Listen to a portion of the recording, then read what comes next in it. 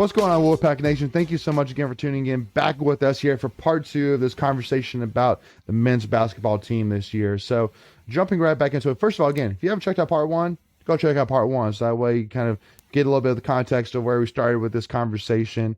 But again, make sure, again, if you haven't already, hit that subscribe button so you don't miss out whenever we release new Instate content. Get this video likes, so that way more Instate fans will be able to see this video, and give us a follow, Tuffy Talk Now on Twitter and Instagram. But jumping right back into it, so one of the things I wanted to say, because obviously one coach in our other major sport that we love, Dave Doran, one of the things that I love about Doran is I think that if you compared Coach Doran in terms of a football coach just by himself, he's probably not one of the best football coaches in the country. But I think he is one of the best coaches at getting great coaches around him. And because I think that's really what it takes, really, is to have not necessarily, have the best, not necessarily be the best coach, but have the best coaches around you. And I think that's one of the issues you're seeing right now with Keats, because obviously I'm not necessarily sold that he's the greatest basketball coach himself, but I think that he needs help around him. And I think that this offseason, we need a lot of help, obviously, first of all, from the transfer portal. We need a lot of help with getting faces in, but we also need some, I think, definite adjustments from the coaching side. It's got to happen. There's no way that he can have another year without major overhaul. It's got to happen. Otherwise, you're just not going to get the fans base to buy in, because it's like, okay, the definition of saying he's doing the same thing and expecting different results. Like, it's, we're saying the problem is coaching. The coaching's got to change. It's got to. If it's not Keats, it's got to be the assistants, one way or the other. Yeah, my thought is, though, I think everybody in the room knows it's not just the assistant coaches. So, right, things matriculate from the top down. So, well, that's why I said is that. But again, if Keats isn't the best coach, then he is the head coach. So in order for him to stick around, he's got to be able to put some guys around him. It's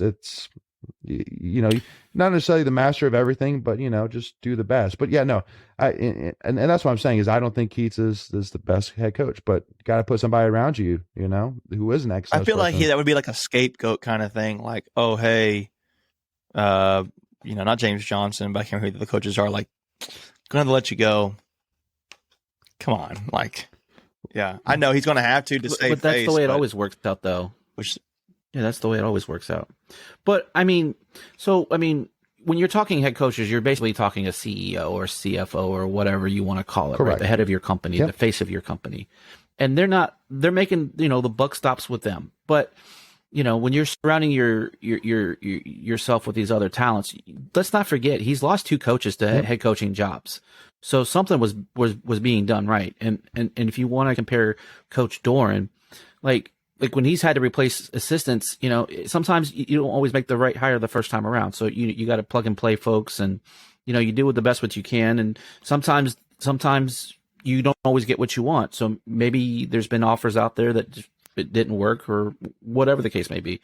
But like Macon said, someone's head's gonna be on the chopping block. So it's either the head coach or the assistant coaches. And if the AD is not ready to pull the trigger on a head coach, or, maybe the ultimatum is, hey, you need to make changes with your assistants, because we know that's happened in the past with, and maybe not at State, but other programs for sure. Then that's the next logical move. So, at the end of the day, I think he's going to get another year, though. And because again, talking and kind of comparing a little bit more about Doran, because one of the there's really two big things that Doran has done that I really look at as like, okay, that is a moving in the right direction. And the first thing is something he said. The second thing is something he did.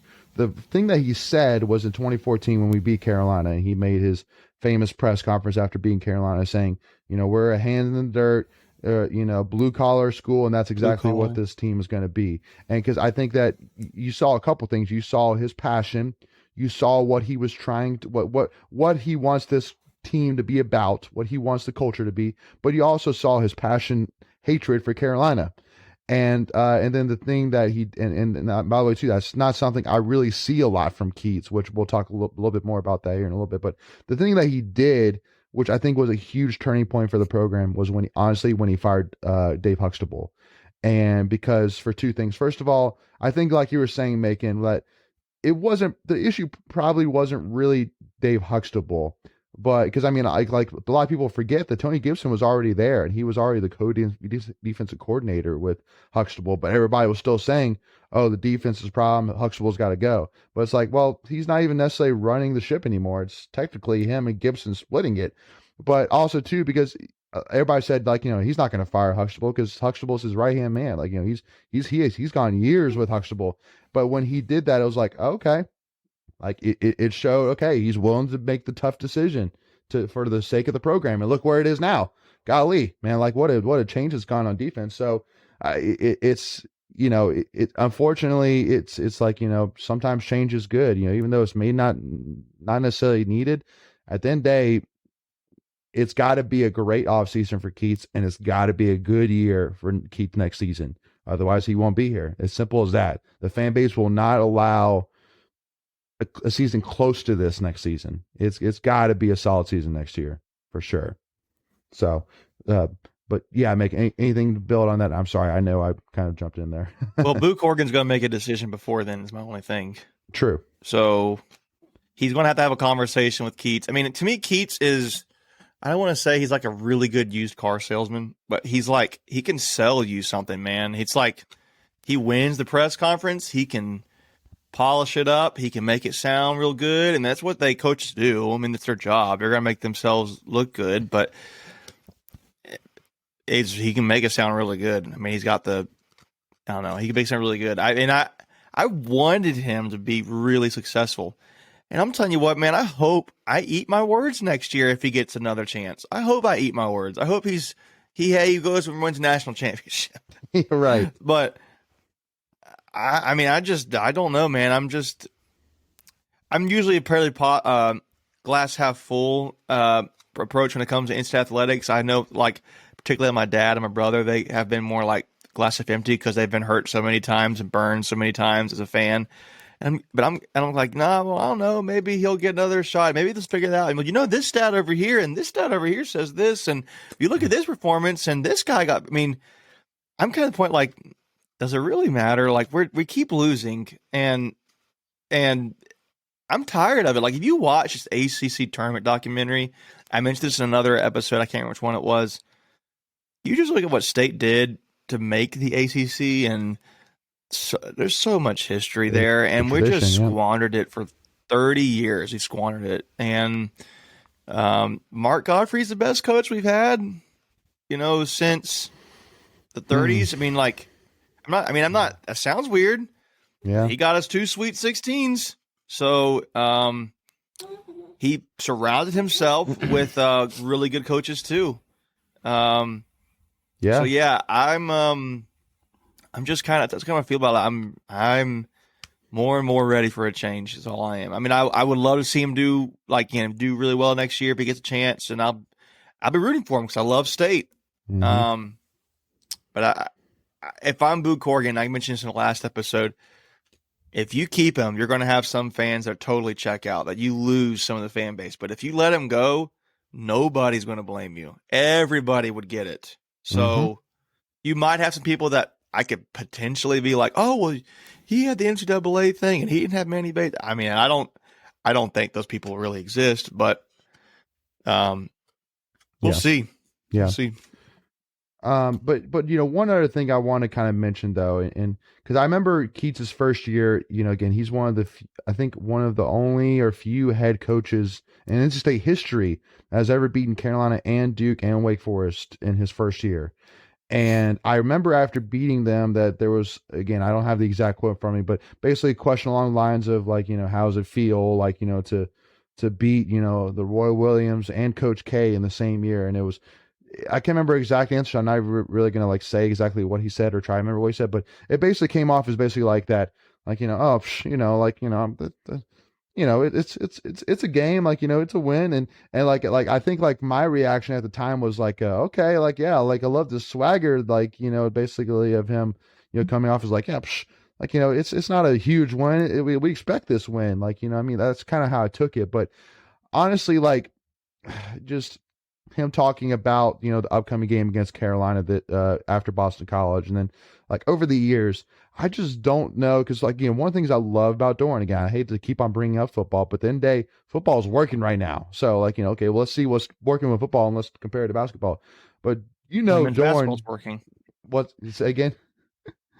I said women's basketball's working. Yeah, but one thing you know with Doran is you knew this from 2014 again is that I mean he made the comment about like you know how he was so excited to get all this Carolina stuff out here like you know he cannot stand Carolina even though he's not an NC State guy but he can't stand Carolina and you know that and I just don't know with Keats that he can't stand Carolina. I think to him honestly unfortunately and I would love for him to prove me otherwise. I just think he kind of again he just doesn't have the same level as State fans do, and because that's the thing I love about Doran is that he gets us, but I don't know if Keats gets us. I don't think he understands what our goals are, what's important to us as fans. Like I don't know. That's kind of where I'm at, Greg. Is that a little bit much, or I mean, is there justification in that? No, I mean I don't think you're wrong. He doesn't seem like emotional like with these rivalry games, and Coach Doran does take it differently. But like we had said in the previous episode, everyone handles things differently. Some guys are real rah guys, and some people want to express their emotions that way, and that's fine. Honestly, State fans probably could care less what a coach says as long as he wins. I mean, at the bottom line, that's how you're judged. And speaking of wins, I think in that initial press conference when he said, you know, like, who is Kevin Keats? You know, that was the question. And he said, well, Kevin Keats is a winner. And I loved it at the time, but it's kind of, you know, like that's what everyone's going to use against you if you don't win, right? They're going to sling that quote right back at you. And that's the one thing that fans are, you know, they're bitter. I mean, fans are going to be bitter and they're going to, you know, hold you to, you know, what you say. And, personally, I love Coach Keats. Like I like want to see him succeed. I don't want to see a revolving door of coaches. I don't. It's not stable for the program. The fans, you know, will become very, you know, checked out, complacent. They don't care. And that's not what I want. Like I've met Coach Keats a couple times. He's been very nice. He unfortunately, Macon's probably not wrong when you could get that used car salesman vibe from him. He could probably sell ice to Alaskans, you know. I'll tell you what, but I mean, like Godfrey could do the same thing. It's probably not a fair critique. Oh, absolutely, all can. It's a gift. Yeah. They're slick. So, but at the end of the day, I just want someone that's going to come here and win, and I don't need you to be passionate and wear your emotions on your sleeve. I don't get me wrong, I enjoy it every now and then, especially if it's needed, you know, if the moment calls for it. But I don't need that. I just want a winner. And Kevin Keats, if you're a winner, well, not if you're a winner, he is a winner. He's won, you know, but I want you to just go, and we talked about it in the live stream. I want you to go dominate. I want you to go dominate every team you play and just put it to bed. Just go put it to bed. He wants to. He wants to. Yeah. Now he wants to. I'm sure he does. Absolutely. It's just a matter of, I don't know if he knows how to do it at the Power 5 level. I mean, that sounds that sounds bad to say, but I don't know if he does because he did it at, you know, Wilmington, and he was an assistant at Louisville, so I guess he's seen Rick Pitino do it. But I mean, he also had a lot of really bad off the field, off the court. We won't go there, but that's a good point. Yeah, but I don't know. I mean, like you can't tell me that like in 5 years he's still trying to you said one more year. That's why I kind of feel like just one more year for me, guys, and then I'll get it. I mean, come on. Yeah. Before we continue, I want to take a quick second to tell you about our sponsor, Flightland's Jessup Insurance Group, that has your whole world covered, with agents in 5 offices throughout eastern North Carolina to help you decide how much coverage you need, offering policies for home and auto, recreational vehicles, commercial, crop, health, life, and employee benefits. They are able to combine options to find a comprehensive solution that works for you. Flightland's Jessup protects the things you love so you can spend less time worrying and more time enjoying them. Find them on Facebook and Instagram at Flightland's Jessup. You can also visit their webpage at www.flightlandsjessup.com. So please make sure to go and check them out. It's funny though. Like everyone points to, well, Coach K. It was like his 8th or 9th year before he turned it around. But Leonard you know what Hamilton. the difference is? I think today, yeah, Leonard Hamilton too. Social media. Like if you think about it, like if Coach K did that today, there's no way he'd last 8 years. And so it's just different times. We as a society have changed. The money has changed the game. Obviously, the money wasn't being thrown around like back in the 80s. So when you add those things together, coaches don't get 8 years to figure it out. They just don't. There's too much money involved. You're 1,000,000% right. And go ahead. Great point. Yeah, no, I'm here. I'm saying preach, my brother. I mean, that cannot be. And because one thing is that cheers all around. Because one thing that breaks my heart too, like just like with you making with the AC documentaries, I was actually watching the Survive in Advance documentary again yesterday. I don't know why, but just for some reason I wanted to watch it, and like nostalgia. And yeah, been there, done that. And well, and it's just like the game is just it is night and day different. Like even though the game of basketball is still, you take a ball and you put it in a hoop. It's still that, but everything besides that is completely different. Everything. It's craziness. So yep. So but yeah, and see, and again too, and that's why too, like you were kind of saying earlier, that at the end of the day, like if you win, then everything is good. But obviously that's a perfect world. Now obviously at the end of the day, you're going to lose more likely some games. But what I want is basically, I just want a coach that I want him to almost say like yeah, we're probably gonna, okay, I don't want him to say we're probably gonna lose games, but like I understand that he understands reality. We're gonna lose games, but I'm gonna make sure. But press conference, well, guys, we will lose games. But my point being is that I want him to basically say, but we're gonna make sure that we do not lose this game. That's why I want him to treat the Carolina, because look at like the Jim Harbaugh situation, like in Michigan, not right now, but over the years, or basically, I mean, he would get, top 5, top 10 in the country. He would get you, all this and that, and 10-win seasons, but he didn't beat Ohio State. And I know obviously maybe that we're not at the Michigan Ohio State level, but it's like at the end of the day, hey, listen, to them, beating Ohio State, that's all that matters, man. If you can't beat Ohio State, it doesn't matter what else you do. You can't stick around. And so, it's kind of like with me that obviously, if we win an AC championship, but we don't beat Carolina that year, I'm not going to be too upset. But, let's be real, with Carolina fans, if they go 2-0 on you, you're going to hear it no matter what you do that year, it's going to be like, well, we beat you, twice, and so I want that on them, so I want that. Every State fan wants that. Like how amazing is it to have the comeback in football over them, for 365 days, or 356 days. It's the best thing in the world. I love it. It's great ammo. So yeah. Mm-hmm. But yeah, so kind of talking a little bit here. So it's unfortunate. Obviously, we even have to have this conversation. I think that if you asked us after the first season, where would we be? None of us would have guessed we'd be here at this point. That's for sure. Because one other question I do want to ask you. So if, let's say, because again, this is being recorded on February 24th, Thursday, so before the Carolina game. So how much of an impact would beating Carolina on Saturday have on the season, on the heading into the off season? How big is this game against Carolina on Saturday? You want to go ahead, Greg? I think this is the one case where if you win, you're still losing.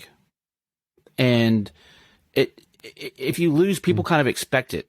And if you win, we're like, okay, whatever. It's kind of it's a lost year anyway. So what does it really matter?